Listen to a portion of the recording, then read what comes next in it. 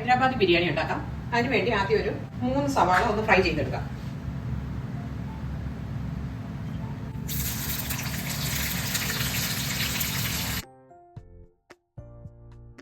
ഇത് മൂത്തിട്ടുണ്ട്, ഇനി ഇത് കോരിയെടുക്കാം. ഇത് 400 ഗ്രാം ചിക്കൻ ഉണ്ട്. ജിഞ്ചർ ഗാർലിക് പേസ്റ്റ് ഒരു 1.5 ടേബിൾ സ്പൂണും ഒരു 3 പച്ചമുളകും കൂടെ ചതച്ചത് അത് ഇതിലിടാം.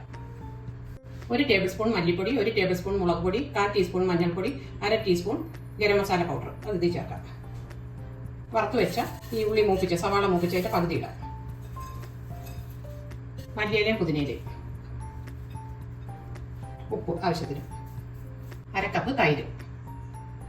ഇതെല്ലാം കൂടെ നന്നായിട്ടൊന്ന് മിക്സ് ചെയ്യണം. ഇതിലേക്ക് ഒരു ടേബിൾ സ്പൂൺ നെയ്യൂടെ ഒഴിക്കണം. നെയ്യൂടെ ഒഴിച്ചിട്ട് 1 മണിക്കൂർ നല്ലതായിട്ട് മിക്സ് ചെയ്ത് 1 മണിക്കൂർ റെസ്റ്റ് ചെയ്യാൻ വെക്കാം. ഇനി ചിക്കനൊക്കെ വേവിക്കാം. അതിനുവേണ്ടി ഒരു 2 ടേബിൾ സ്പൂൺ ഓയിൽ. അതിലേക്ക് ഈ ചിക്കന് 1 മണിക്കൂറായി വെച്ചിട്ട് അത് ഇതിലേക്ക് ഇടാം.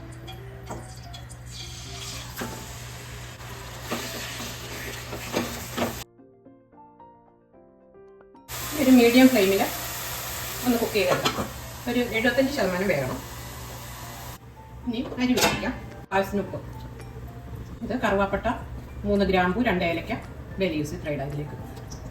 1 ഗ്ലാസ് ബസ്മതി അരി. ഇത് ആണെങ്കിൽ നന്നായിട്ട് കഴുകി വെള്ളം ഊറ്റിക്കളഞ്ഞാൽ അത് തിളയ്ക്കുമ്പോൾ ഇതിലേക്ക് ഇടാം.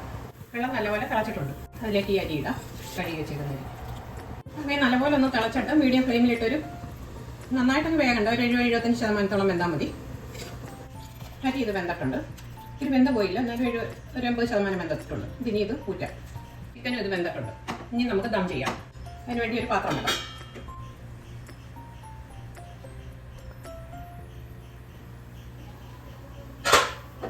ചിക്കൻ ഇതിൽ തന്നെ വെക്കാം.